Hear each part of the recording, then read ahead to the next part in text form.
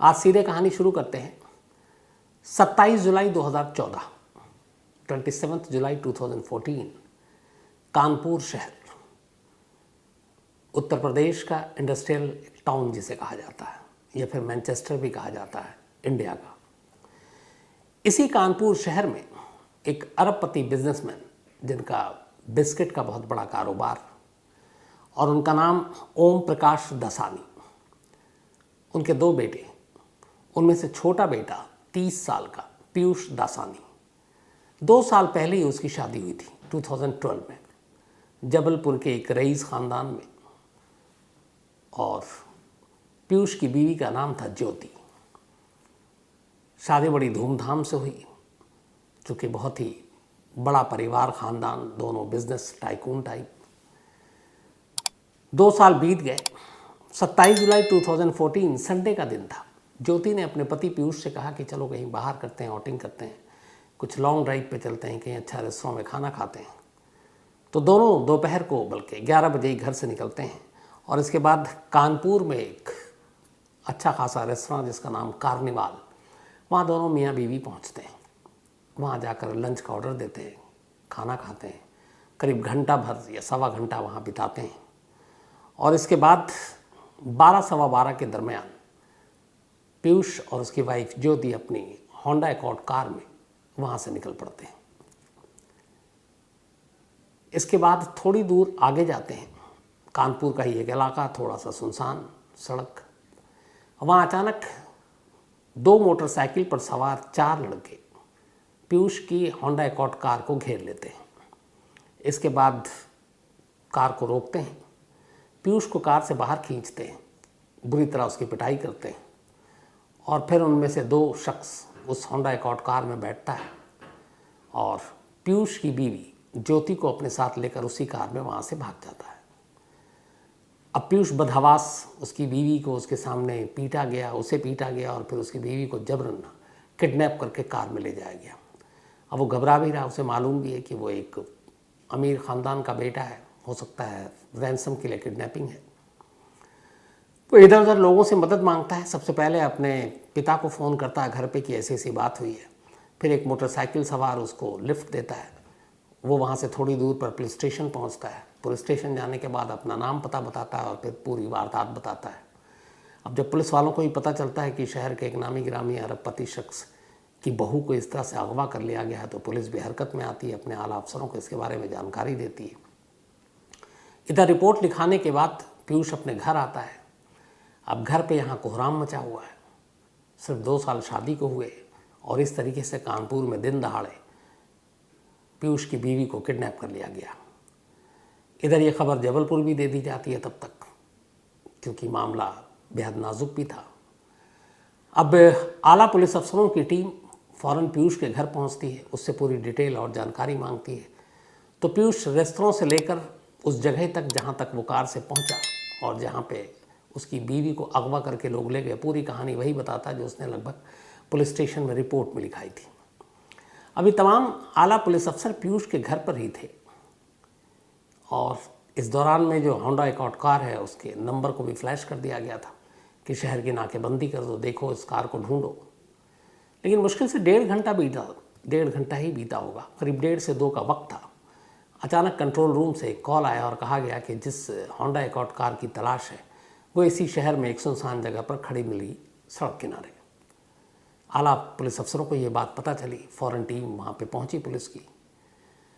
देखिए तो वाकई वहाँ पे वही होंडा अकॉर्ड पीयूष की खड़ी हुई है। लेकिन जब दरवाज़ा खोला गया तो अंदर का मंजर बहुत भयानक था। पूरी जो कार थी वो खून से सनी हुई थी और अंदर कार की एक सीट पर ज्योति की खून से लथपथ लाश पड़ी थी। उस खून को देखकर और कार को देखकर ये अंदाज़ा हो रहा था कि इस कत्ल को हुए ज़्यादा देर नहीं लगा है, क्योंकि खून ने अभी जमना शुरू नहीं किया था। अब इस लाश को देखकर पुलिस वालों के भी हाथ पैर फूले। मामला एक अरबपति की बहू की अब कत्ल का हो चुका था। लॉ एंड ऑर्डर पर सवाल उठेंगे, पुलिस को ये भी मालूम था। खैर, ये खबर अब पीयूष के घर तक पहुंची। जब ये खबर पहुंची कि ज्योति की लाश मिली है कार से, घर पे मातम पसर गया। बदहवास रोते पीटते अब ये लोग पुलिस स्टेशन पहुंचते हैं। लाश को अस्पताल भेज दिया गया था। अब फिर घर वाले अस्पताल पहुंचते हैं, वहाँ पोस्टमार्टम होना था।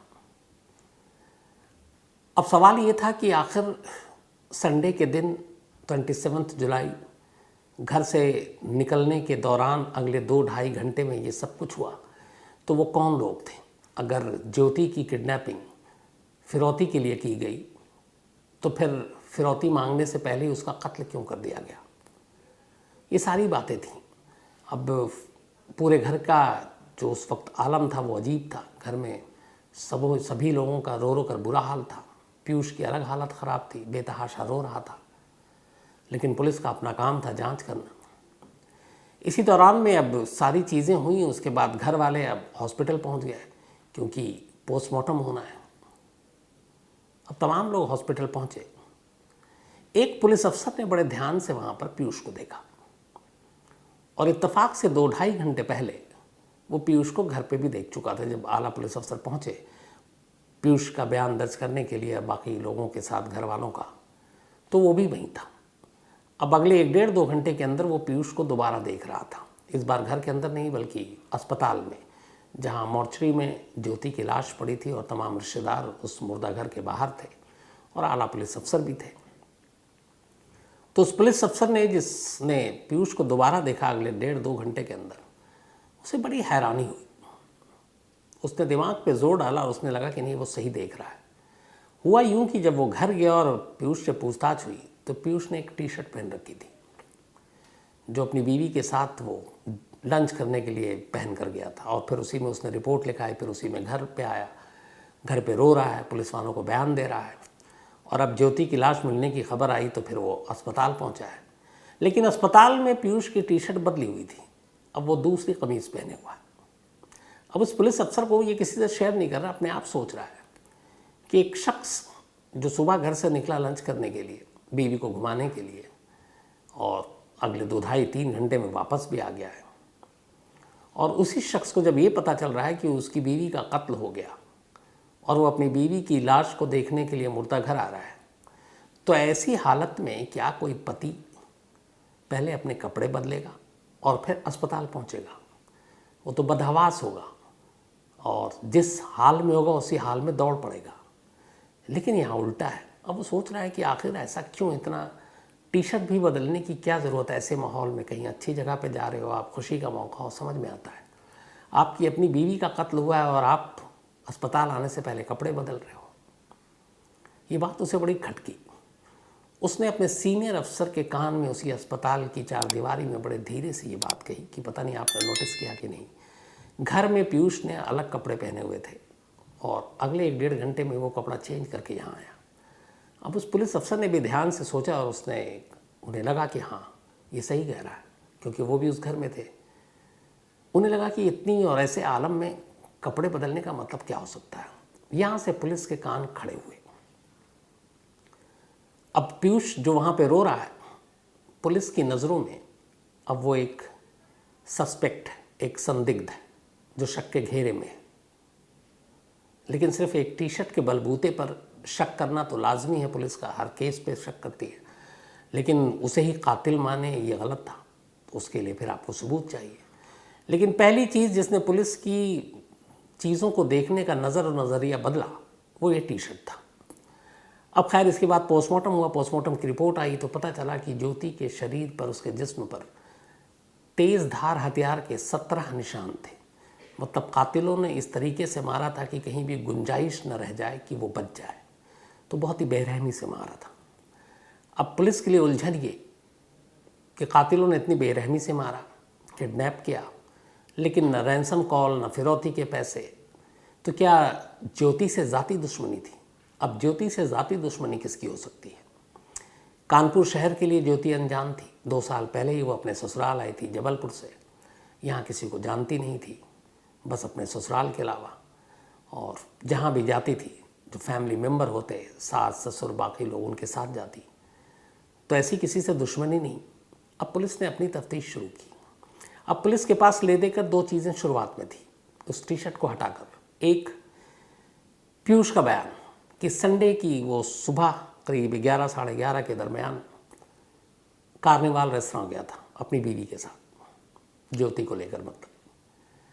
तो पुलिस ने सबसे पहले कार्निवाल में जाकर पूछताछ की कि पीयूष का बयान सच है कि नहीं। तो वहाँ उन्होंने बताया कि हाँ वो आए थे। अब पुलिस को लगा कि चलो सीसीटीवी कैमरा भी देखते हैं। उन्होंने रेस्तरां का सीसीटीवी कैमरा निकाला और देखना शुरू किया। उसमें जो पीयूष का बयान था बिल्कुल सच था। वो रेस्तरां में दाखिल होता है, एक टेबल शायद पहले से बुक किया हुआ था, वहाँ दोनों हस्बैंड वाइफ बैठते हैं। लेकिन इसके बाद ये जो तस्वीरें थी वो थोड़ी सी अटपटी थी। पुलिस को लगा कि ये क्या है, एक हस्बैंड वाइफ संडे को एंजॉय करने के लिए बाहर निकले हैं घर से, खाना खा रहे हैं, लेकिन उस टेबल पर बैठने के बाद से खाना खाने तक पीयूष और ज्योति ने एक दूसरे से एक बार भी बात नहीं की।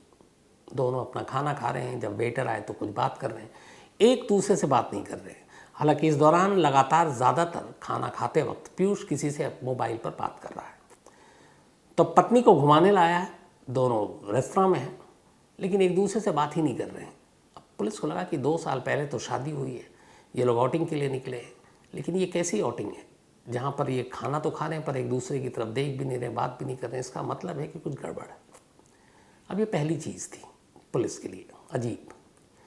दूसरी, पुलिस ने उस जगह को देखा जहाँ पर पीयूष के बयान के हिसाब से 2 मोटरसाइकिल पर 4 लड़कों ने कार को रोकी। वहाँ पे भी बड़ी अजीब सी चीज़ें थी कि ट्रैफिक आ जा रहा था, तो वहाँ पे कोई चश्मदीद तब तक सामने नहीं आया। दूसरा, पीयूष का बयान था कि उसे उन्होंने मारा पीटा और धक्का देकर कार से फिर बाहर निकाला और कार से उसको बाहर करने के बाद उसकी बीवी को लेकर चले गए। लेकिन पीयूष के पूरे जिस्म पर चोट का एक भी निशान नहीं था, कहीं भी नहीं। न उसके कपड़े पे ऐसा कोई दाग था जिससे लगे कि वो सड़क पर गिरा हो। अब ये सारी चीज़ें और टी शर्ट का बदलना मुर्दा घर में जाने से पहले पुलिस के लिए बड़ी एक अजीब सी चीज़ हो रही थी। अब शक का शिकंजा कसता जा रहा था पीयूष की तरफ, लेकिन सबूत नहीं था, ये सारी चीज़ें थी सिर्फ। अब इसके बाद पुलिस ने कहा कि चलो कॉल डिटेल्स खंगालते हैं। पीयूष के कॉल डिटेल को निकाला गया। जब पीयूष के कॉल डिटेल को निकाला गया तो उसके नंबर में से और कोई ऐसी अजीब चीज़ मिली नहीं।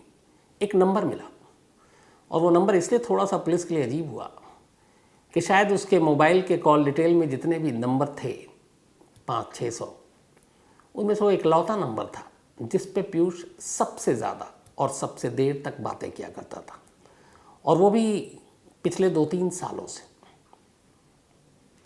अब ऐसा कौन हो सकता है जिसको पीयूष सबसे ज़्यादा बात करे? तो जब उस नंबर को ट्रेस किया गया, उसके डिटेल निकाले गए, तो पता चला वो कानपुर की ही एक लड़की का नंबर है। उसका नाम है मनीषा। मनीषा वहाँ की एक पान मसाला बड़ी कंपनी, उनकी बेटी, और वो भी बड़ी मतलब करोड़पति अरबपति। अब सवाल ये था कि 2 साल पहले शादी हुई, और शादी के बाद से सबसे ज़्यादा बातें, वो भी देर 3-3, 4-4 बजे तक रात सुबह, और फिर चैट्स, व्हाट्सएप। तो ये सारी चीज़ों ने कहीं ना कहीं पुलिस को एक क्लू दिया कि इस केस को सुलझाने के लिए मनीषा से भी पूछताछ करनी ज़रूरी है कि आखिर इन दोनों का चक्कर क्या है। अब पुलिस के पास डिटेल था, उधर मनीषा के भी कॉल डिटेल को पुलिस ने ट्रेस किया और उसको भी चुपचाप खंगाला, तो उससे भी वही सारी बातें और चैट्स, ये सारी चीज़ें सामने आई। अब लेकिन ये दोनों घराना बहुत बड़ा, पीयूष का भी और मनीषा का भी, पुख्ता सबूत के बिना आप हाथ नहीं डाल सकते। उधर जबलपुर में ज्योति के जो माँ बाप, उनका भी घराना बड़ा। अब वो अपनी इकलौती बेटी को इस तरह से खोकर, उनका भी बुरा हाल, और वो चाहते हैं कि जो भी उनकी बेटी का कातिल वो सामने आए। तो अब पुलिस के लिए मुश्किल ये थी कि ताकतवर घरानों के बीच में उसे जांच भी करनी है और सही कातिल पर हाथ भी डालना है ताकि कुछ गड़बड़ ना हो जाए। तफ्तीश जारी रही, सीसीटीवी फुटेज से लेकर कॉल डिटेल सब कुछ सामने था पुलिस के। जब सारी इन्वेस्टिगेशन हो चुकी तो पुलिस को कोई और कातिल का चेहरा दिखाई नहीं दिया। अब तक के जितने भी छोटे मोटे एविडेंस थे वो सारे पीयूष की तरफ इशारा कर रहे थे। आखिरकार एक रोज़ पुलिस ने पीयूष को बुलाया कि आओ, आपका बयान है, चूँकि आप विटनेस हो, पूछताछ करनी है केस के बारे में। और पीयूष को भी अब तक यही है कि वो एक विटनेस है, उसकी वाइफ की मौत हुई है, कत्ल हुआ है। तो वो भी अपना पुलिस स्टेशन गया, लेकिन पुलिस स्टेशन में जाने के बाद उसे पता चला कि उसे पूछताछ के लिए नहीं बुलाया गया बल्कि उसके कातिल के तौर पर बुलाया गया। अब पुलिस ने उससे ये कत्ल के 4 दिन बाद की बात है, चौथा दिन था, 31 जुलाई 2014 आ गया। पीयूष पुलिस के पास पहुंचता है। अब पुलिस उसे सारी चीज़ें बताती है।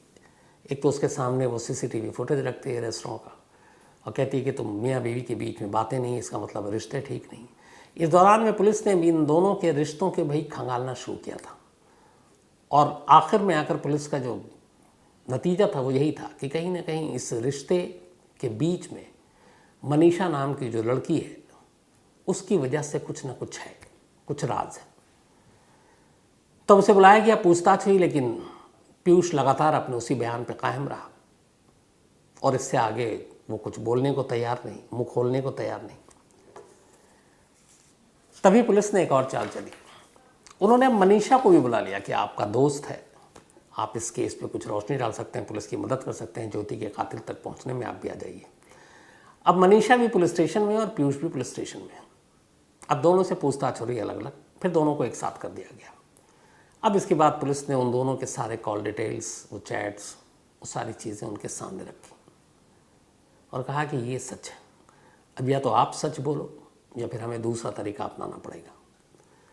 अब जब उनके रिश्ते का राज इस तरीके से आम हुआ, उन्हें लगा कि सारे कॉल डिटेल्स, जो कब कब बातें हुई, कितनी देर बातें हुई, तो फिर उनके पास कोई चारा नहीं था।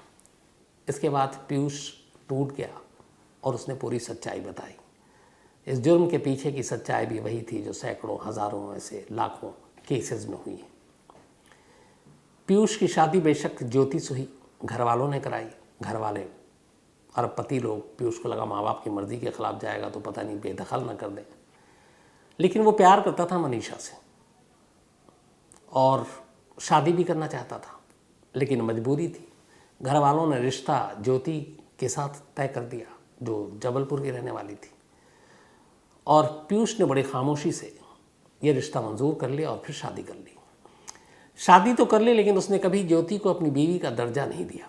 पहले ही दिन से वो बेशक एक मियाँ बीवी के तौर पर रहते, फंक्शन में जाते, घर में रहते, एक ही कमरे में सोते, लेकिन कभी उसने दर्जा नहीं दिया। वो प्यार मनीषा से ही करता था। और बाद में पुलिस को उस घर से ज्योति की एक डायरी मिली।